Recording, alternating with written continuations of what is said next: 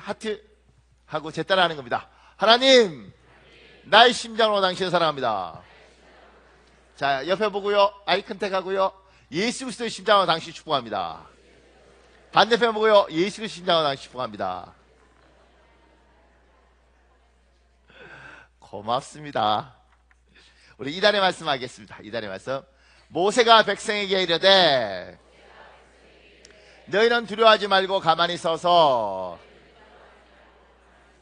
여호와께서 오늘 너희를 위하여 행하시는 구원을 보라. 너희가 오늘 본 애굽 사람을 영원히 다시 보지 아니하리라. 여호와께서 너희를 위하여 싸우시리니 너희는 가만히 있을지니라. 출애굽기 14장 13절에서 14절 말씀. 여호와여 행하시옵소서. 여호와여 싸우시옵소서. 저희는 가만히 있겠습니다. 나의 욕심아 가만히 있을지어다. 나의 계가 가만히 있을지어다. 여호와여 일하시옵소서. 예수님의 이름으로 기도합니다. 아멘.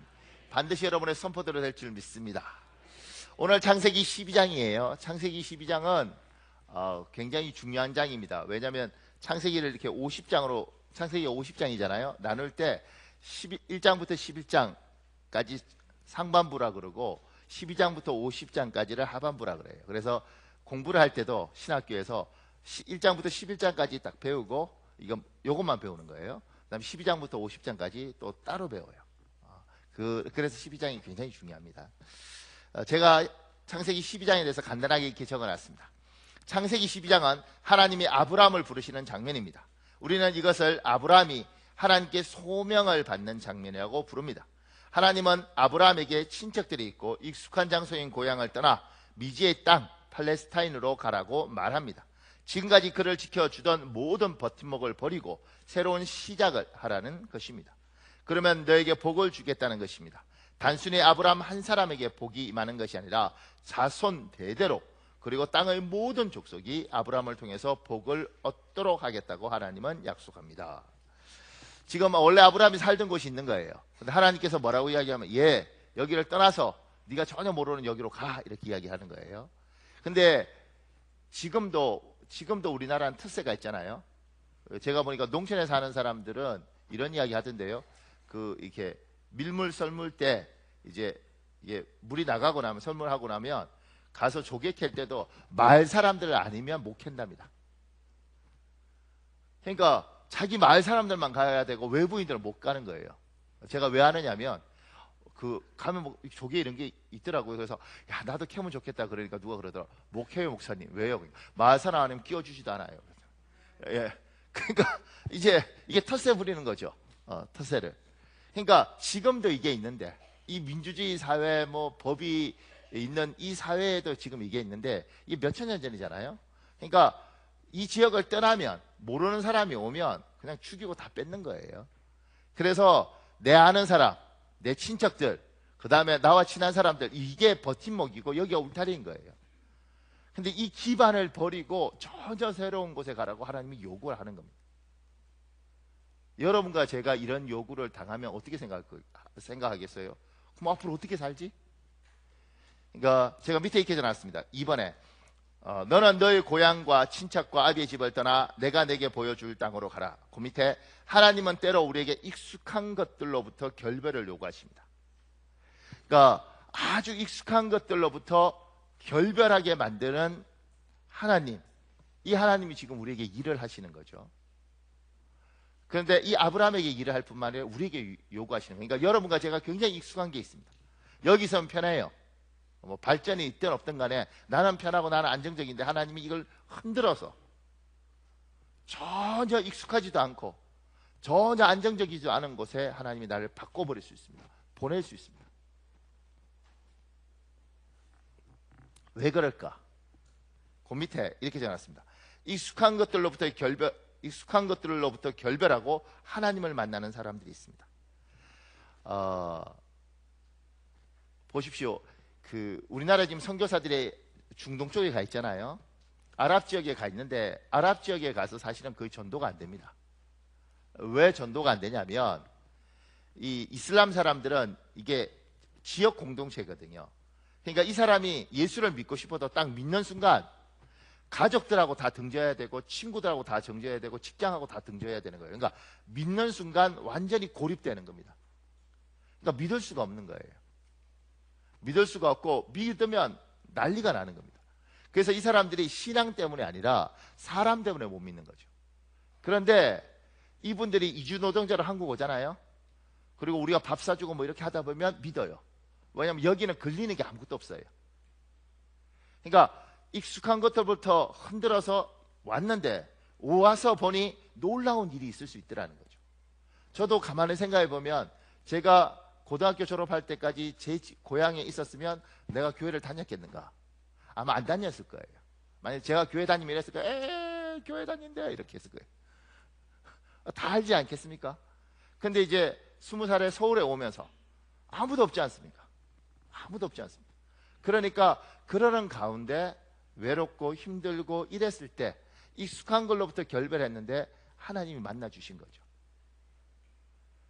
그러니까 때로는 하나님이 여러분을 흔들어서, 우리 중에 태어날 때부터 믿는 복된 사람도 있겠지만 많은 사람은 익숙하고 편안한 곳에서 흔들어서 너무너무 내가 원치도 않는 곳에 왔고 내가 알지도 못한 곳에 왔는데 그 속에서 뭘 보느냐면 하나님을 만나는 거예요.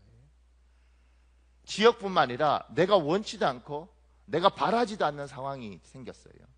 그 가운데 누굴 만나요? 그 가운데 하나님을 만나는 거예요. 제가 그 밑에 이광기라는 뭐 유명한 탤런트, 그 사람이 이제 아들 잃어버리고 한 이야기가 있어요. 보세요. 기자가 질문하는 거예요. 신앙생활은 오래전부터 하고 있었습니까? 아니에요. 너무 감사한 건 우리 아이 덕분이죠. 그 아이가 저를 이렇게 신앙을 가지게끔 해 주었거든요. 저는 원래 불교도였고요. 결혼해서 아내 따라 교회는 다니기만 했어요. 무림한 종교인이었지 크리스천이 아니었어요. 우리 아이가 다른 아이들과 좀 틀리게 갔잖아요. 신종플루라는 전염병 때문에 온 세상이 떠들썩할 때 제 아이가 그 병으로 하나님 곁으로 가다 보니까 아무래도 많은 사람들의 이목이 집중되고 사회적 이슈가 되었지요. 사실 좀 많은 분들이 제 아이를 통해서 주변에 같은 병을 가진 또래 아이들을 살렸다고 믿으시더라고요. 그 사건 이전에는 양성 혹은 음성 판정받는데 빨라야 이틀, 보통 사흘 걸리곤 했는데 이후에는 그냥 약을 다 나눠줬다니까요. 제 선배 한 분이 그러시더군요. 그래서 내 아이는 천사다. 저는 그때는 인정하고 싶지 않았어요. 왜 하필이면 왜 내 아이가 총대를 메고 다른 아이들이 생명을 얻어야 했던 건가요? 솔직히 나도 다른 아이 통해서 내 아이 살리고 싶었지요. 그건 모든 부모의 마음이잖아요. 기자가 물어요. 사람이니까 하늘을 원망할 법도 했는데 거꾸로 하나님을 영접하셨네요.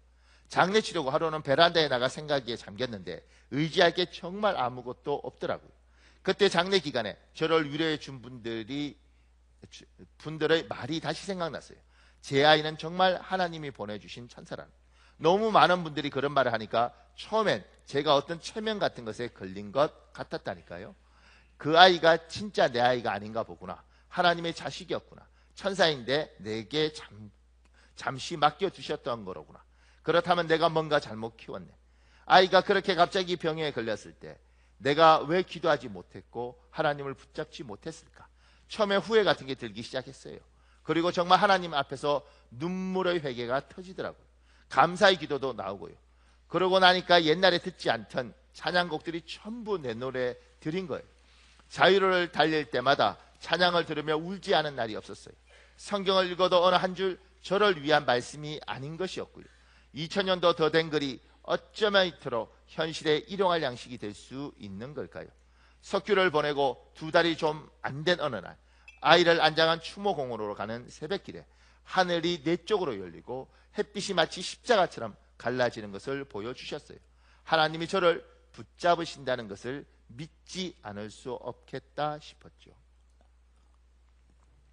아이를 잃고 사랑하는 아들을 잃어버리고 나서 그 잃어버린 걸 통해서 하나님께 온 거죠. 자기의 기반이 흔들려버리고 익숙하지 않은 것들, 정말 익숙한 것들과 완전히 결별하고 난 이후에 하나님을 만난 거예요. 우리나라 그 과기처장관했던 정건모 씨 같은 경우도 자식을 잃고 그리고 하나님을 만났어요. 그래서 그렇게 말하죠. 내 아들은 효자다 이래요. 그분이. 내 아들은 효자다. 그러니까 때로는 우리가 이렇게 말할 수 있죠. 하나님 믿는 우리를 무조건 지키시고 보호하시고 늘 안정적이고 늘 편안한 데서 잘 살도록 해주셔야지, 하나님 왜 우리를 이렇게 알지도 못하는 곳에, 이렇게 위험한 곳에, 이렇게 험한 곳에 놓아주십니까? 이렇게 우리는 따질 수 있어요. 근데 하나님이 때로는 우리에게 편안함도 주시지만 전혀 너무너무 편하고 좋은 곳에서 떼어서 전혀 우리가 볼 땐 너무너무 불안하고 너무너무 힘들고 너무너무 낯선 곳에 우리를 둘 때도 있습니다. 낯선 장소뿐만 아니라 그런 환경에, 그런 상황에 우리를 집어넣을 때도 있습니다. 그 가운데 뭐요? 하나님을 진짜 깊이 만나는 거예요. 정말 하나님이 살아계시구나. 내가 하나님을 붙잡지 않으면 죽겠다. 내가 정말 하나님을 잡고 살아야겠다. 그리고 하나님을 만나는 거예요. 또 하나는 제가 밑에 얘기 해놨습니다. 익숙한 것들로부터 결별하고 신앙이 성장하고 성숙해지는 사람들이 있습니다. 하나님이 때로는 성장과 성숙을 만들어 주시는 겁니다. 저번 주에 제가 이거를 여러분한테 읽어드렸는데 보세요. 병들어 눕게 되면 하나님과 나만 남게 된다. 지금까지 나를 지탱해 주던 모든 것들은 떠나버리고 이제는 별 수 없이 하나님 한 분만 의지하고 사는 법을 터득하게 되는 것이다. 고난에 처하지 않고는 이런 은혜를 누릴 기회가 별로 없다. 사람이 정말 어렵고 힘든 상황에 딱 빠지면서 뭐가 되냐면 성숙과 성장이라는 겁니다. 그러니까 여러분과 제가 이렇게 일상에 있을 때는 우리는 성장하지 않죠. 그냥 편하게 있어요. 제가 오늘 그 생각이 들더라고요. 지금 우리들 중에 우유를 마시면서 감사하는 사람은 거의 없습니다. 가영아, 우유 먹어? 우유? 막 우유 먹으면서 우유 맛있어, 고마워요 하나님, 뭐 이런 거 있어? 없지.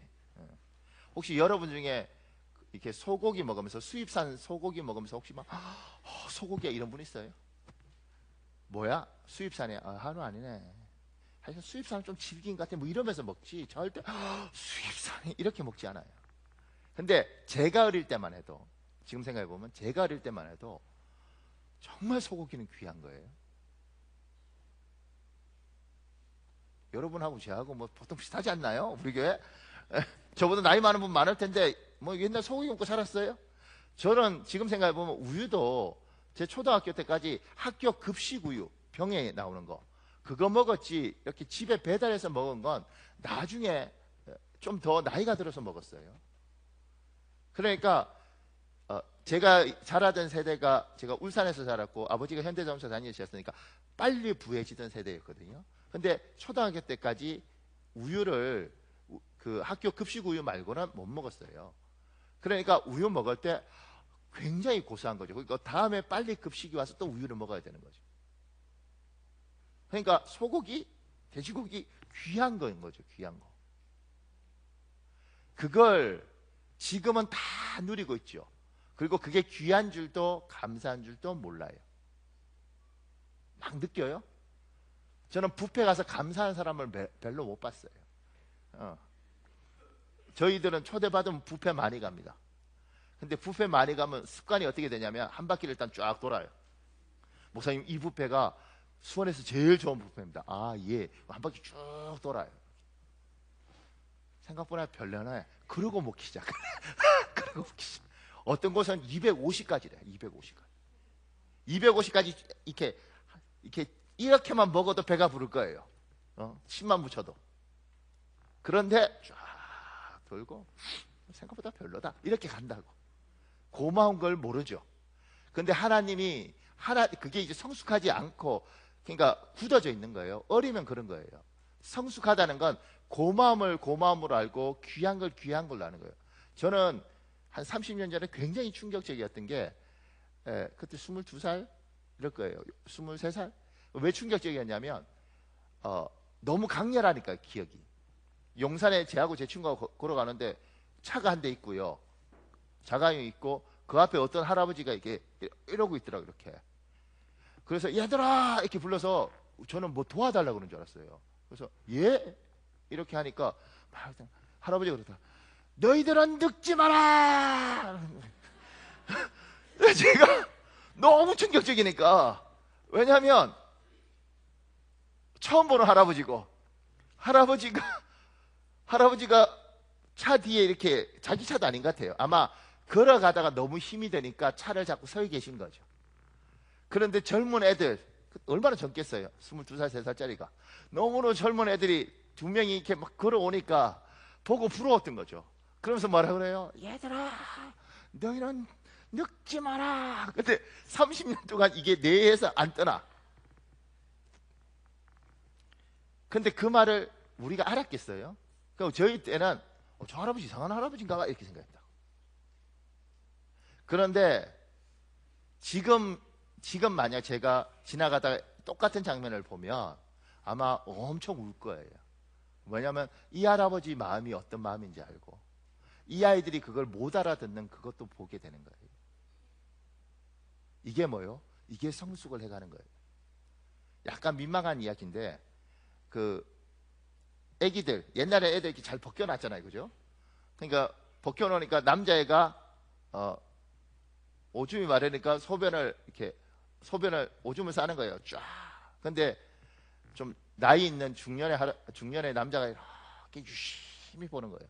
지금은 어떻게 하냐면 지금은 만약 그러면 아저씨 변태야 왜 봐? 이렇게 할 수 있어요. 세대가 변한 거죠. 근데 제가 돌아보면 그 아저씨가 50대쯤 되는 아저씨가 왜 저 아이가 오줌을 쫙 눈을 감고 근데 그게 뭐냐면 부러운 거예요. 이거요 미안합니다. 이게 좀 민망한 이야기. 이거요 이걸 알아듣는 나이가 됐다는 건 여러분의 인생이 성숙한 거죠. 몰라. 30살짜리들은 죽었다 깨도 모르고 40대 초반도 죽었다 깨도 몰라. 50 좀 넘기 시작하면 신체 여러 부분에서 힘들어하면서 어떤 분이 이런 이야기 하는 거죠. 전 직접 들었어요. 목사님 미안해요. 목사님 진짜 오줌 한번 시원하게 그러니까 싸는 것도 아니고 그분은 갈긴다 그러더라고요. 갈겨봤으면 소원했겠습니다 이러더라고요. 얼마나 놀랬겠어요 내가. 그런데 그 말이 와 닿더라고. 참고로 난 건강해요. 와 닿는 분이지 건강해요. 혹시 오해할까봐. 그러니까 그 마음이 얼마나 절절하냐는 거지 이렇게. 근데 그걸 이해할 수 있고 알아들을 수 있는 게 뭐요? 저는 그게 성숙이라 생각해요. 그러니까 예수 믿고 뭐 기도하고 뭐 이런 거 다 좋죠. 성경 아는 것도. 근데 인간에 대해서 깊이 이해하는 것도 성숙해 가는 거거든요. 하나님이 여러분과 나에게 때로는 고난과 고통을 지켜야 될 자기 백성을 놓아두시고 그 속에서 사람의 마음을 이해하고 자기가 가진 게 얼마나 귀한 것인지 알고 얼마나 소중한 것인지 아는 거 모르죠. 저는 제가 살면서요 지금 슬픈 것 중에 하나, 이제 뭐 슬픈 게 아니지만 그러니까 노안이라는 것들이 40대 초반에 온다는 건 저는 꿈에도 못 꿨어요. 근데 40대 초반에 제가 노안이 왔어요. 약국이래. 안경 맞추러 가서 목사님 노안이네요. 그때요 나는 암 선고 받는 거하고 똑같았어. 왜냐하면 나는 한 60쯤 돼서 오는 줄 알았어요. 노안이요? 그러니까 예 목사님 노안입니다. 그리고 설마 제가 노안이겠어요? 그러니까 그 사람 이렇게 뭐 이런 거 하더라고요. 노안 맞습니다. 그래서 제가 안과 갔거든요. 근데 그 집사님인 거예요. 그 안과 의사가 목사님이세요? 예. 그 검사 쫙 하더니만 그러다. 목사님 책을 열심히 모시기 위해서 눈 근육이 아주 젊은이처럼 좋대. 그래서 내가 그러니까 눈 근육이 좋다니까.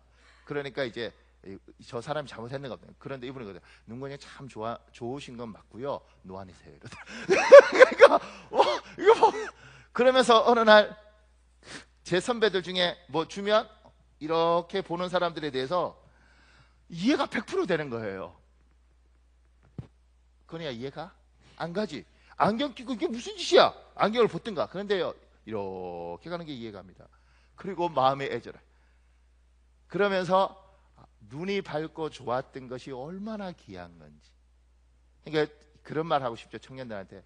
하나님이 좋은 눈 주셨을 때 쓸데없는 거 보지 말고 좋은 거 봐라, 이렇게 말하고 싶어요. 이 말이 귀한 거지. 이게 쟤들이 무슨 말인지 알겠어요? 하나님이 좋은 눈 주셨을 때 나쁜 거 보고 안 좋은 거 보지 말고 좋은 거 봐. 그러니까 지금 이렇게 되면 이 책 보는 게 제 직업 중에 하나잖아요. 그런데 이렇게 한 시간 반, 2시간 있으면요, 눈이 빡빡하고 아파요. 그리고 집중력도 엄청 떨어집니다. 그러니까 그걸 이제 경험하면서 하나님 주신 소중한 눈 잘 써야 되는데, 이런 것들을 이제 알아가는 거죠. 알아가는 거. 나이가 들어서 무릎이 안 좋아지는 것들을 경험하고 난 이후에 우리가 이 별관 지을 때도 우리 장로님들하고 다 의논할 때 원래 엘리베이터를 어떻게든 두려고 그랬어요, 처음에는. 근데 아무리 고민해도 이게 공간이 잘 안 나오는 거예요, 공간이. 왜냐하면 우리 장로님들 그때 젊었거든. 60이 안 됐어요, 다들. 그러니까 걸어 올라오면 되지 뭐, 이렇게 생각했어요. 만약 그때 우리 장로님들이 70이었으면 목숨 걸고 엘리베이터를 축전해야 된다 이랬을 거라고. 왜냐하면 그거 갖고. 그런데 지금 보면서 놀라는 게 뭐냐면, 나이 드신 분들은 계단 하나하나가 이게요, 엄청난 걸 아는 거죠. 약한 사람을 배려하고 나이 든 사람을 배려하고 사람에 대해서 이해하는 것.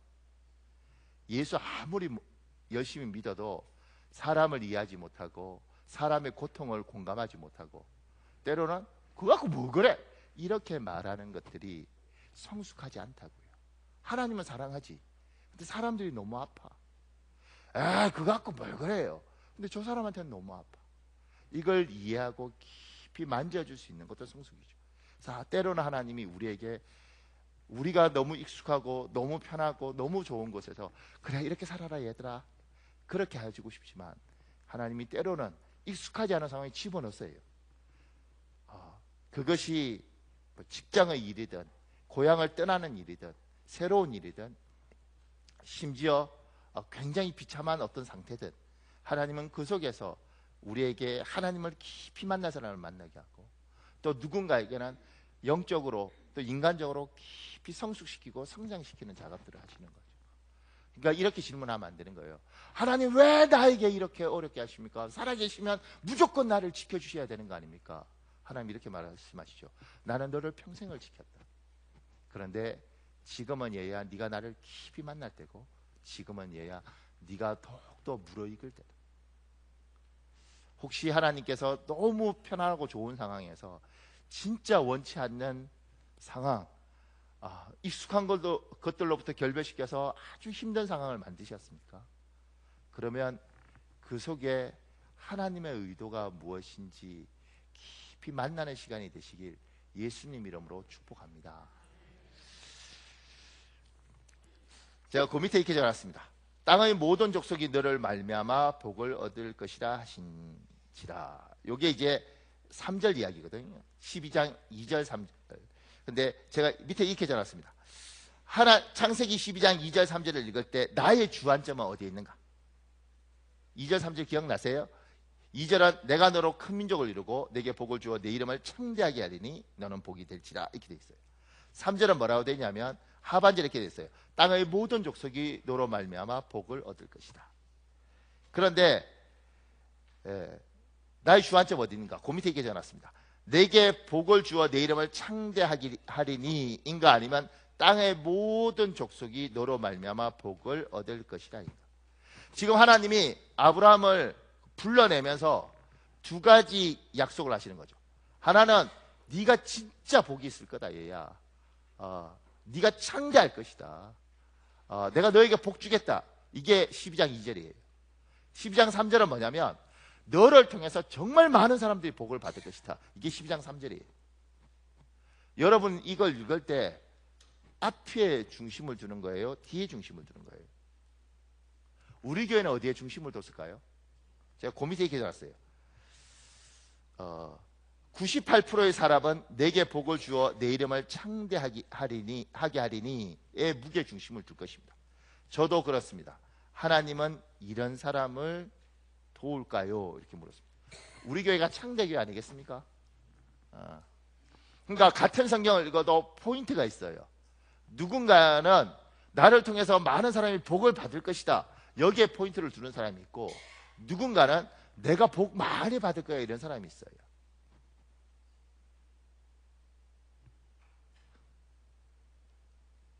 어떤 분이 이거 우스갯소리 같은데, 어떤 분이 여자한테 편지를 썼어요. 나는 한눈에 당신에게 반했어요. 그리고 이제 하도 매달려서 그 여자분이 결혼을 했어요. 결혼해서 사는데 어느 날 이 여자가 너무 놀란 거죠. 뭐 놀랐냐면, 이 남자가 한쪽 눈이 안 보이는 거예요. 한쪽 눈이 의안인 거죠. 그 여자가 속아서 결혼했다고 울고불고 난리를 치면서 이 남자한테 그랬죠. 아니, 속여서 결혼한 거니까 무효다. 남자가 이렇게 말한 거죠. 나는 너를 속인 적이 없다. 나는 진실을 이미 고백한 적이 오래다. 네가 언제 네가 한눈에 안 보인다고 이야기를 했냐. 나는 두 눈 다 있는 줄 알고 결혼했는데 이게 진짜 눈이 아니니까 네 속인 거다. 이 중요한 이혼 사유가 된다. 남자가 나는 이미 이야기했다. 언제 이야기했냐. 내가 편지 썼지 않냐. 나는 당신의 한눈에 반했다. 그러니까 이 여자는 어디에 포인트를 뒀냐면 반했다의 포인트를 준 거죠. 이 남자는 뭐예요? 한눈에 포인트를 준 거예요. 나는 두 눈에 반한 게 아니고 한눈에 반했다. 그러니까 성경도요, 읽는 포인트가 달라요. 포인트가. 그러니까 누군가는 이걸 읽으면서 하나님 나를 창대하게 주겠는데, 하나님 나에게 복 주신대, 내가 반드시 잘 될 거야, 이렇게 읽는 사람이 있고, 누군가는 희한하게 3절에 꼽혀서 하나님 나를 통해서 참 많은 사람들이 복을 받았으면 좋겠습니다, 이렇게 읽는 사람들이 있다는 거예요. 여러분은 어느 쪽이냐는 거예요. 근데 제가 이렇게 생각한 거죠. 98%는 앞에 너에게 복 주겠다, 내가 복 받을 것이다, 여기에 포인트를 주는 거죠. 그 밑에 이렇게 적어놨습니다. 이기적이고 자기중심적인 사람도 하나님은 도우십니다. 하나님의 백성이면 하나님은 돕습니다. 그런데 그렇게 되면 세상 사람들에게 하나님도 도움을 받는 사람도 예쁘게 보이지 않습니다. 보세요. 성경을 읽으면서 12장 2절, 얘야 네가 복을 받을 것이다, 아멘, 여기에 포인트를 주고 여기에 집중하면 자기중심적인 사람 아니겠어요? 이기적인 사람 아니겠어요? 일단 내가 복을 받아야지, 나도 죽겠는데 누굴 도와줘, 일단 나 복 받아야 돼, 그리고만 남으면 좀 줄게, 이렇게 말하는 사람한테 하나님 복을 줘야 되는가? 여러분 어떠세요? 과연 이런 사람한테 복 줘야 되는가? 근데 하나님은요, 복을 주십니다. 근데 문제는 왜 복을 주시냐면, 하나님의 자녀이면 반드시 하나님 복 주십니다. 그런데 문제는 뭐냐면, 세상 사람들이 그걸 보면서 하나님 참 예쁘시네 이러고, 복 받는 사람 보면서 참 저 사람 복 잘 받아서 좋겠다 이렇게 했냐고요. 나 그런 하나님이면 나는 안 믿고 싶다, 이런 생각 안 들겠어요? 설명 좀 더 할까요? 사람은요 이성적입니다. 우리에게 하나님 이성을 주셨죠. 근데 사람은 이성적인데 합리적이지 않습니다. 이게 엄청난 말이에요. 이성을 줬으면 논리로 모든 걸 판단해야 되는데, 사람은 이성적이지만 합리적이진 않아요.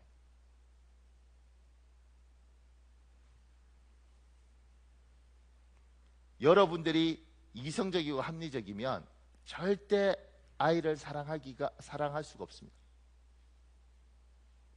그러니까 저한테도 아들들이 있잖아요. 그럼 저는 얘들을 사랑합니다. 그런데 공부를 못해도 사랑하고, 사고를 쳐도 사랑합니다.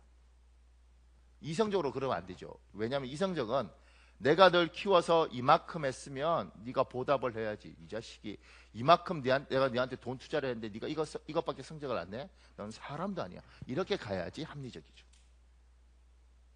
근데 아들, 나는 네가 공부를 잘하든 못하든 난 널 사랑해, 이게 비합리적이죠. 내 아들이 잘못을 했어요. 근데 이게 재밌는 이야기인데요, 여자들 보면서 제가 놀라는 게 뭐냐면, 여자들 중에 딸이 있으면 딸하고 막 목사님, 우리 애는요 나이가 30이 넘어도요 애가요 꾸밀 줄도 모르고 아우 바보 같은 거, 그러니까 남자가 따라오겠어요. 내가 지금 답답해서 내가 죽겠어요. 이렇게 말을 해. 근데 옆에 있는, 만약 교회에 어떤 분이 그러면 옆에 있는 집사가 그런 거지. 그래요, 집사님 딸 보니까 진짜 꾸밀 줄도 모르더라. 이씨, 이렇게 된다. 내가 내 딸 욕하는 건 괜찮아. 그건 남이 욕하면 안 돼. 예. 이성적이지만 합리적이지 않아요. 그러니까 내 걸 챙기는 거죠. 그러니까 하나님이 자기 백성은 챙겨요. 근데 문제는 뭐냐면 이기적이고 탐욕적인 자기 백성이 탐욕적이라도 자기 백성이니까 지키는데, 그걸 지키는 하나님을 보면서 세상 사람은 하나님도 욕을 하고 이 사람도 욕을 하는 거예요. 그러니까 세상이 우리를 보고 웃긴 게 뭐냐면, 예수 믿으면 천국 간다며, 하나님은 자기 믿는 사람은 무조건 천국 보낸다며, 그런데 저 단계 천국 가면 그게 천국이야, 이렇게 말을 한다고. 그러니까 하나님은 자기 백성을 챙기는데, 어떻게든 자기 백성을 지키는데 자기 백성이 이기적이고 탐욕적이면 우리 하나님이 욕을 먹는 거예요. 그리고 우리가 봐도 예쁘지 않고 세상도 우리를 예쁘게 안 봐요. 그럼 이거 어떻게 해요? 이기적이고 자기중심적인 사람을 하나님 돕는가? 돕는다, 내 백성이니. 근데 세상이 그런 하나님을 어떻게 예쁘게 보고 그런 하나님의 사람들을 어떻게 보겠는가? 세상이 우리에게 등을 돌리는 가장 큰 이유 중에 하나는, 기독교가 욕을 먹는 이유 중에 하나는, 많은 사람들에게 교회가 매력이 없어요. 옛날에는요, 지금 제가 오늘 이것 때문에 어제 저녁에 1920년대 이런 문건을 쭉 읽는데, 거기에 그런 이야기 하는 거예요. 기독교는 정말 나라를 지키는 종교였고 예수를 믿는다는 건 정말 놀랍다, 이렇게 이야기를 해요, 거기서. 그러니까 애들이 오면 장가가라 이렇게 축복을 했는데, 교회가 들어온 이후에 애들이 오면 대한민국은 독립될 거야 이렇게 인사를 했다는 거예요, 서북 쪽에서.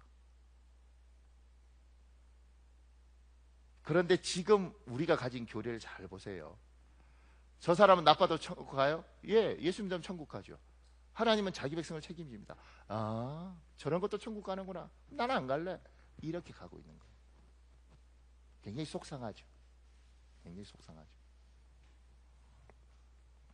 근데 그 밑에 제가 이렇게 적었습니다. 우리를 돕는 하나님이 세상 사람들에게 아름답게 보이기 위해서라도 우리는 내게 복을 주어 내 이름을 창대하게 하리라 보다 땅의 모든 족속이 너로 말미암아 복을 얻을 것이라에 포인트를 두어야 할 것입니다.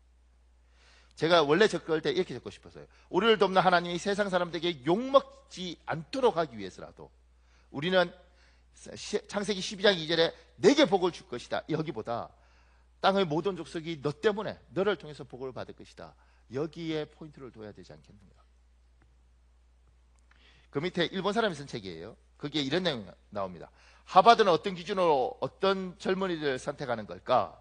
이 합격 기준은 전 세계 글로벌 기업의 주목을 받았다. 하버드 합격 기준은 다음 세 가지다. 리더십 능력, 분석력과 분석 욕구, 공동체에 대한 공헌도, 뭐 이렇게 있어요. 3번에 공동체에 대한 공헌도, 이게 좀 말이 어렵게 표현됐는데 궁극적으로는 뭐냐면, 너 왜 공부하니? 공부해서 너 혼자 잘 먹고 잘 살려고 그러니? 아니요. 공부해서 이 나와 같이 사는 이 커뮤니티, 같이 사는 이 사람들에게 뭔가를 해주려고 공부합니다. 이게 전 세계 최고 대학에서 사람을 뽑는 기준이죠. 그러니까 세상도 아는 거예요. 누가 필요하냐면 혼자 복 받는 사람을 필요한 것이 아니라 이 사람을 통해서 누가 살 건가, 누굴 살려주는 사람에 대해서 포인트를 주는 거죠. 왜 트럼프 대통령이 요거도 문제 아세요? 미국의 주류는 트럼프 대통령 굉장히 싫어합니다. 그런데 그 가장 큰 이유는 뭐냐면, 트럼프 대통령은 미국이 지금까지 원래 지향했던 가치를 뒤집었어요. 미국이 원래 지향했던 가치는, 뭐 이거는 이제 의견이 다를 수도 있지만, 궁극적으로는 미국은 약한 나라를 돕고, 그 다음에 자기가 가진 문화가 우월하기 때문에 이걸 줘서 니들을 좋게 만든다는 거죠. 뭐 이쪽 입장에서 기분 나쁘지만. 그래서 사람을 돕는 쪽으로 갔던 거예요. 미국의 아이비리그라 있는 데는 기본적으로 누군가를 도울 사람들을 뽑는 거예요. 성적만 좋다고 뽑는 게 아니고. 근데 트럼프 대통령이 욕을 얻어먹는 건 뭐냐면, America first 이렇게 그래요. 다 필요 없어. 우리가 먼저 잘 먹고 잘 살아야 돼. 이렇게 한 거예요. 그래서 미국 주류가 싫어하는 거예요. 근데 미국의 중간의 노동자들은 아주 좋아합니다. 왜냐하면 직업을 잃어버리고, 지금 우리도 외국인 노동자 때문에 나 돈 못 벌어요 뭐 이런 분들 있잖아요. 그것처럼 똑같아요. 제가 지하철 타고 이렇게 가는데 어떤 백인이 술 먹고 저한테 딱 일어나더니만 그러더라고. 너 같은 놈들 때문에 내가 직장을 잃었어 이러더라고. 내가 그렇게 진짜 그러고 싶었어요. 뭐라고 이야기하고 싶었냐면, 나는 여기 유학 가서 엄청 돈 쓰고 있어요 자식아 이러고 싶었는데 분위기가 그게 안 될 것 같아. 이렇게 맞아 죽을 것 같아. 그렇게 가만히 있었어 그냥. 근데 그때 제가 느꼈던 게 뭐냐면, 이 사람들의 분노, 그게 한 20년 넘게 있다가 폭발한 거죠. 트럼프라는 사람을 통해서. 그러니까 원래 가치는, 그래도 미국이 전 세계 최고가 될 수 있었던 가치는 누군가를 돕는 사람을 지도자로 세운 거죠. 보세요. 제가 그 밑에 조금 더 적어놨습니다. 땅의 모든 족속이 너로 말미암아 복을 얻을 것이다. 말씀을 좀 더 살펴볼 필요가 있습니다. 조금 더 깊이 보면 12장 3절에 이렇게 되어 있는 거예요. 여러분 읽어볼래요? 현대인의 성경 시작.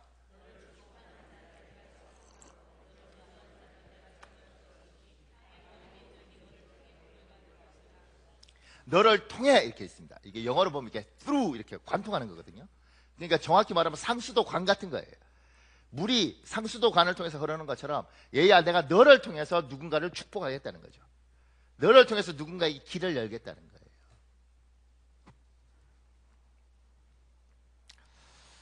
제가 그 밑에 이렇게 적어놨습니다.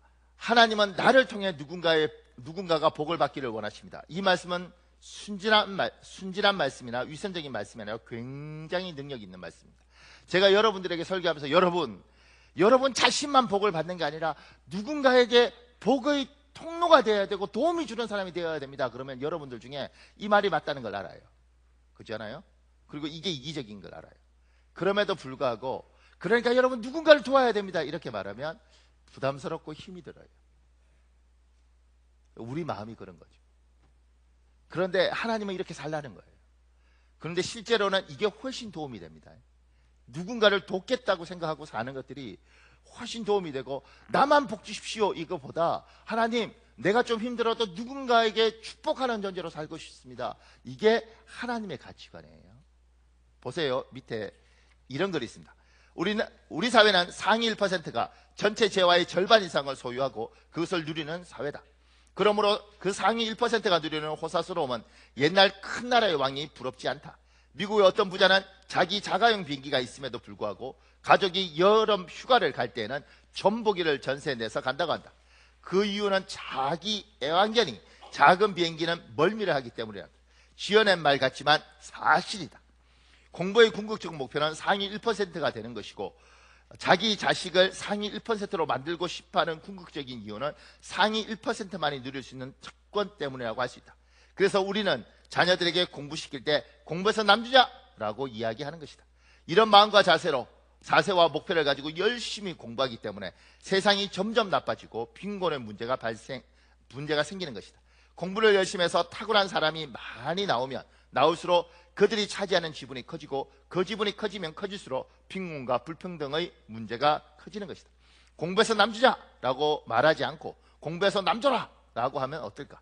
어른들에게는 콧방귀낄 소리처럼 들릴 수 있지만 아이들에게는 그렇지 않다. 아이들에게 이 말과 정신은 매우 자극적이며 효과적이다. 나아가 어릴수록 사람은 이익보다는 의에 더 마음이 끌린다. 반면 나이가 들어가면 갈수록 사람은 의보다 이익에 더 마음이 끌린다. 공부해서 남주자라는 말에 감동을 받아 공부를 열심히 하는 아이들은 생각외로 많지 않다. 그러나 내 경험에 의하면 대부분의 청년들과 아이들은 공부해서 남주자라는 말에 감동한다. 그리고 공부에 도전한다. 아프리카 말라위에는 그곳의 빈곤 종말을 위하여 헌신하고 있는 귀한 우리나라 청년들이 제법 많다. 그 청년들이 대부분은 소위 상위 1%의 청년들이다. 아무리 애누리를 해주어도 모두 상위 3% 안에 드는 청년들이다. 꼭 그래야만 그런 일을 할 수 있는 것은 아니지만 사실이 그렇다. 죽으라고 공부해서 얻은 상위 3% 안에 들어가는 능력을 자신을 위하여 쓰지 않고 빈곤의 종말을 위해 쓰고 있는 것이다. 공부를 열심히 한 친구들이라 그런지 확실히 똑똑하다.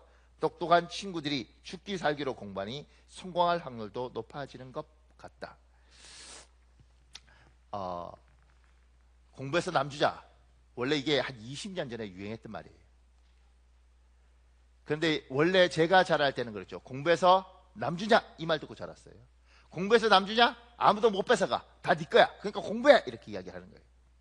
그런데 이게 힘이 없는 이유가 뭐냐면 공부해서 남주냐? 공부해. 다 네 거야. 저 그런 거 필요 없는데요. 이렇게 하면 할 말이 없더라고. 이거 소중한 거야. 가져가. 필요 없어요. 저. 이 귀한 거야. 필요 없어요. 그럼 어떡하겠어. 그러니까 이제 공부해서 남주자 이건 어떻게 되는 거냐면요.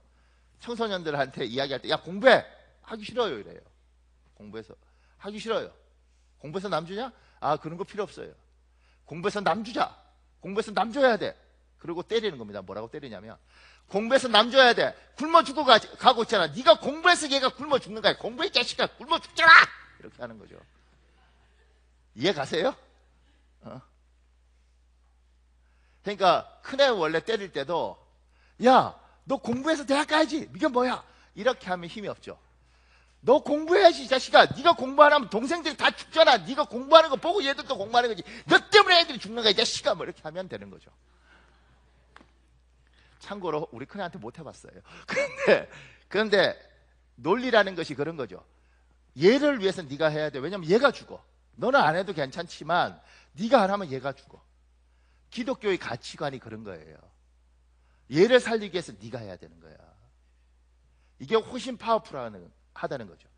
집사님 복 받으세요. 복 받으셔야 됩니다. 하나님 당신을 축복하실 겁니다. 그래서 당신을 흔들어서 하나님이 전혀 낯선 곳에 보내시는 겁니다. 그러니까 힘들어도 견디세요. 하나님 축복하실 거예요. 저 축복 안 받아도 되고요. 그렇게 힘들게 안 살고요. 그냥 편안하게 살고 싶어요. 더 이상 안 건드렸으면 좋겠습니다. 집사님 하나님이 이렇게 옮기시면 하나님이 지금 200만 원 이렇게 버시는데 1000만 원 주실 겁니다. 그냥 200만 원 받고 편안하게 살래요. 이러면 할 말이 없어. 그런데 당신이 힘들어도 당신이 1000만 원을 벌든 1500만 원을 벌든 그렇게 벌어서 당신 혼자 사는 게 아니라 얘 줘야 되니까 버셔야 돼요. 고통스러워도 벌어야 돼요. 그래야 얘가 살아요. 그러니까 힘들어도 마음이 상하더라도 고통스럽더라도 버세요. 그래서 돈 벌러 가는 거 아니에요? 여러분 그래서 돈 버는 거 아니에요? 내가 돈 벌어야지 내 애 먹이는 거니까. 내가 돈 벌어야지.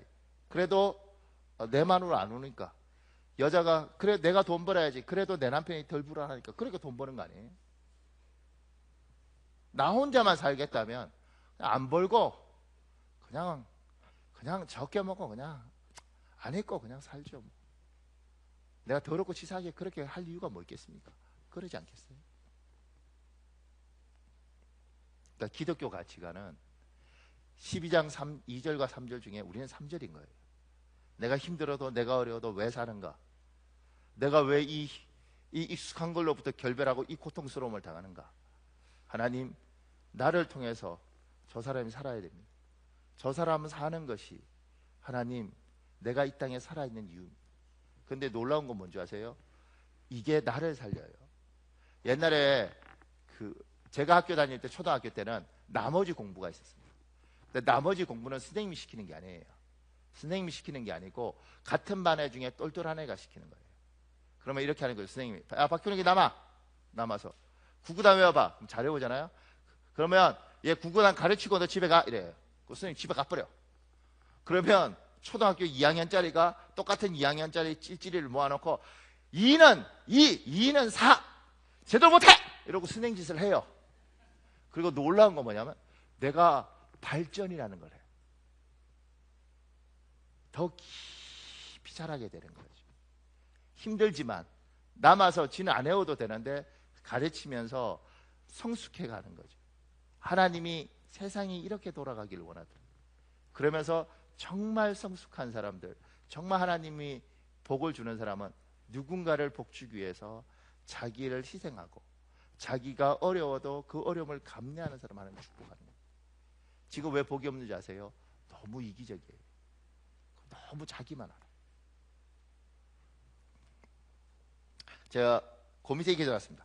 축복의 통로가 되기 위해 갖춰야 할 것이 있습니다.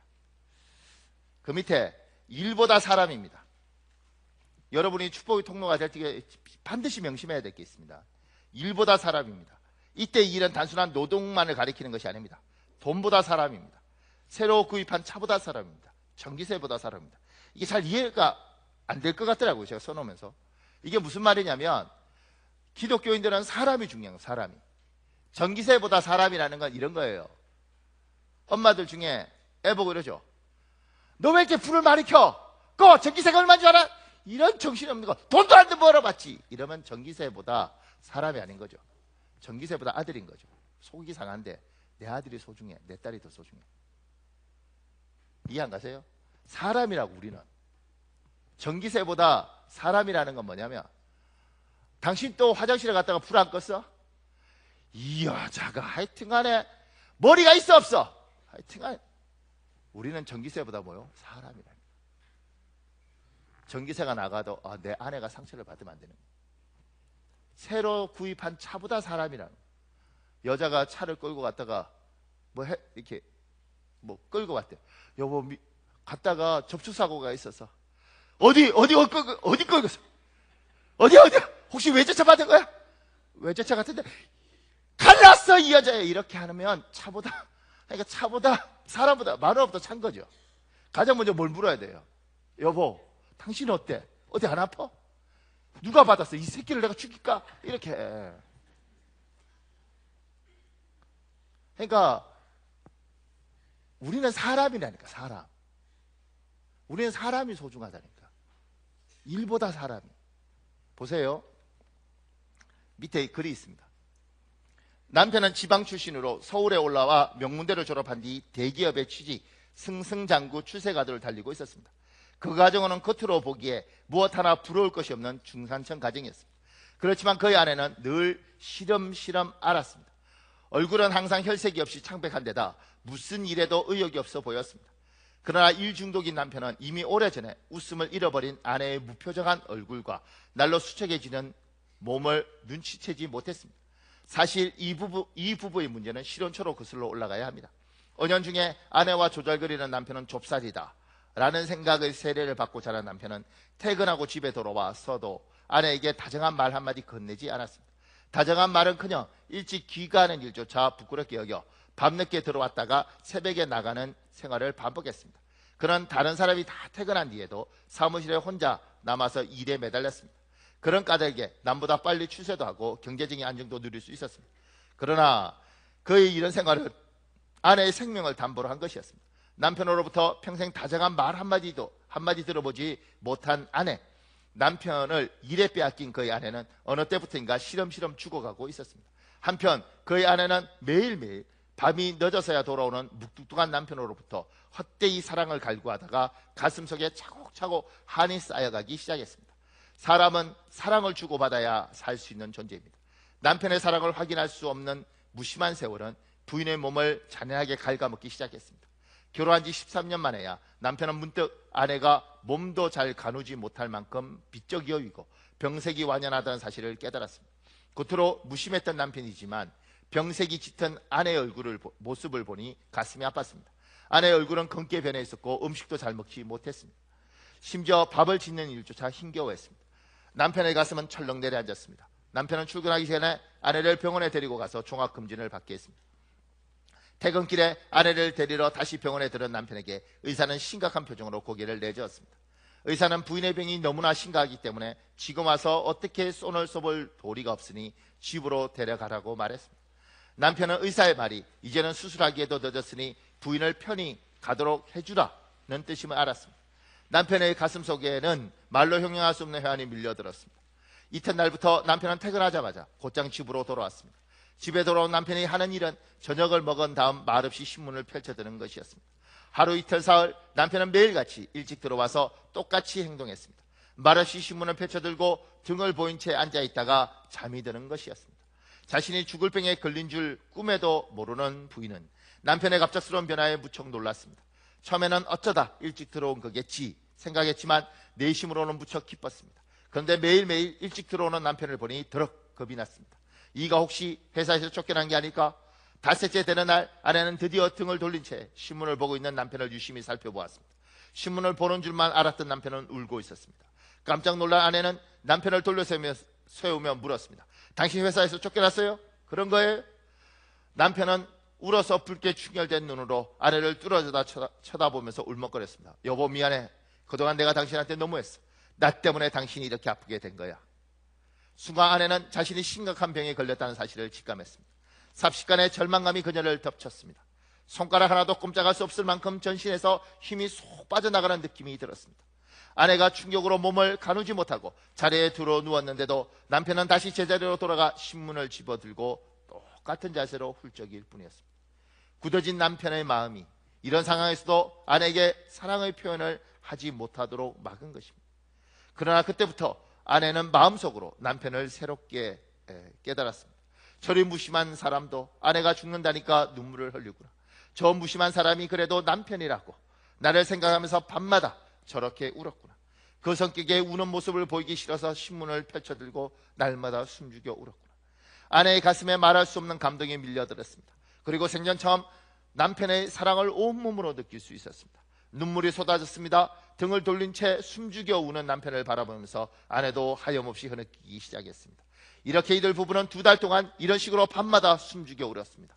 부인을 감싸 안고 울 수도 있으련만 여성에게 다정하게 대하는 것을 졸정부로 여기는 문화의 영향에서 미처 벗어나지 못한 남편은 여전히 읽지도 않는 신문으로 얼굴을 가린 채 밤늦도록 어깨를 떨며 울음을 참았습니다. 이런 남편을 보면서 부인도 말없이 눈물을 흘렸습니다. 지나간 시간은 참으로 억울하고 덧없는 것이었지만 밤마다 자기 때문에 울고 있는 남편에게는 형언할 수 없는 사랑과 미안함을 느꼈습니다. 아내 된 이로 무척이나 행복했습니다. 그렇게 2달이 지났을 때 남편은 놀라운 사실을 발견했습니다. 의사의 말대로 지금쯤 사경을 헤매고 있어야 할 아내가 오히려 얼굴에 살이 붙고 화색이 돌기 시작한 것입니다. 전에는 앉고 일어서는 것도 힘들어 보였는데 지금은 움직임이 훨씬 가벼워 보였습니다. 한눈에 봐도 아내의 상태가 호전된 것이 확실했습니다. 남편은 아내를 데리고 다시 병원을 찾았습니다. 아내를 곰곰이 진찰하고 검사한 의사가 환하게 웃으며 말했습니다. 축하합니다. 부인에게 기적이 일어난 모양입니다. 무슨 영문인지 모르지만 부인의 병이 흔적도 없이 사라져버렸습니다. 완전히 정상입니다. 어떻게 된 일이죠? 14년 동안 남편으로부터 사랑받지 못했던 마음의 엉어리가 풀어지면서 아내의 몸에 기적이 일어난 것입니다. 그 순간에는 남편도 체면을 따지고 앉아있을 수만은 없었습니다. 그는 아내를 힘껏 껴안으며 울음을 터뜨렸습니다.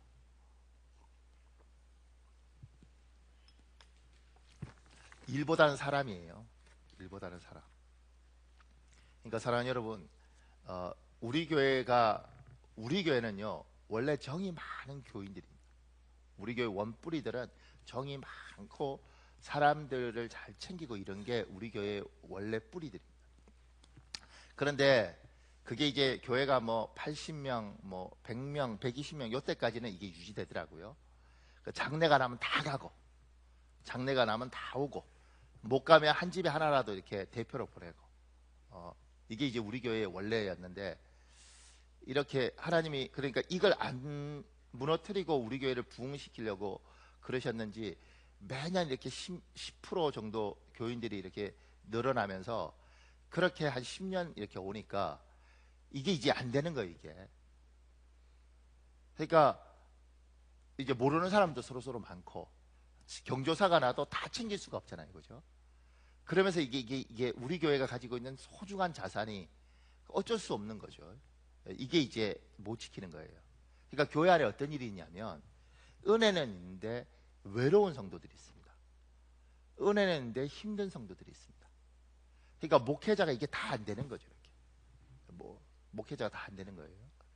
그러면 이게 어떻게 되냐면 교인들 중에서 이 일들을 해야 되는 사람들이 생깁니다. 그래서 제가 이제 원하는 건 집사님들 중에서 이런 은사가 있는 사람이 있습니다. 사람 이야기를 잘 들어주고 또 힘든 사람을 이상하게 눈에 잘 보이고 가서 이분이 이렇게 같이 이야기 이렇게 해주면 그 사람의 마음이 위로가 되는 사람이 있습니다. 이제 그분들이 힘을 내어서 사람을 만나는 거죠. 집사님 많이 힘들다며 우리 밥이나 한 끼 먹을까? 그리고 이렇게 해주면 이제 이 따뜻함이 있는 거죠. 그러니까 왜냐하면 내가 좀 경제적으로 힘들어도 사람이 소중하니까 그러니까 그 사람을 챙기는 거죠. 제가 놀라운 건 뭐냐면 이렇게 설교하잖아요, 그죠?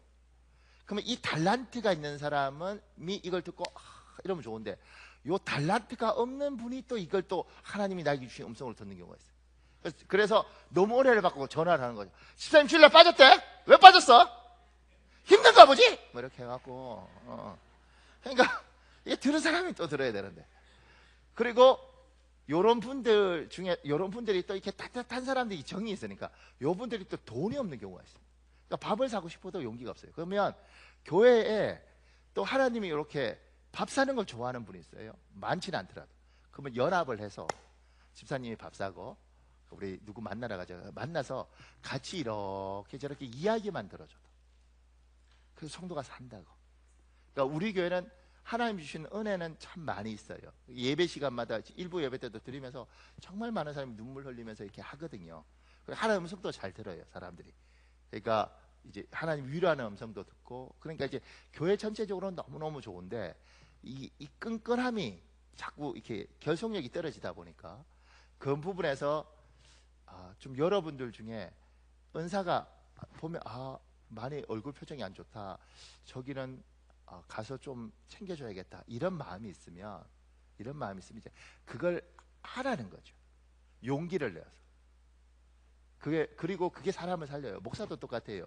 제 같은 경우도 이제 이번에 이제 금식 이렇게 5일 하고 그 다음에 이제 근데 어떤 분이 제 아내한테 이렇게 쿠폰을 보냈어요. 이렇게 보니까 본죽도 그 뭐죠?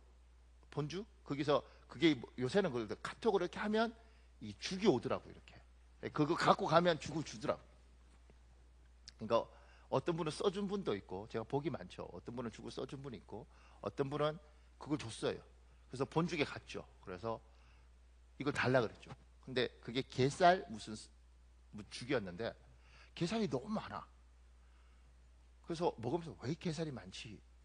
이러니까 게살을 2배로 줬대요. 왜냐, 우리 교인이잖아. 그러니까 그러면서 제가 이렇게 하면서 제가 들었던 게 뭐냐면 참 고맙다는 거죠. 그러니까 목사도 사람이잖아요. 목사도 외롭습니다. 목사님 아들 셋인데 뭐 아들 셋은 정말 외로워요. 정말 외로워. 진짜 외로워. 목사님은 엄마도 있고 아내도 있고 둘이 잘 지내거든요. 그러니까 저희 어머니가 저희 집사람 첫 생일 때, 결혼해서 첫 생일 때 20만 원 보냈다는 거. 며느라 생일 축하한다. 그러든 말든 간에 시어머니하고 며느리 사이에 있는 아들은 외롭다니까. 그러니까 목사든 뭐든 외롭다니까.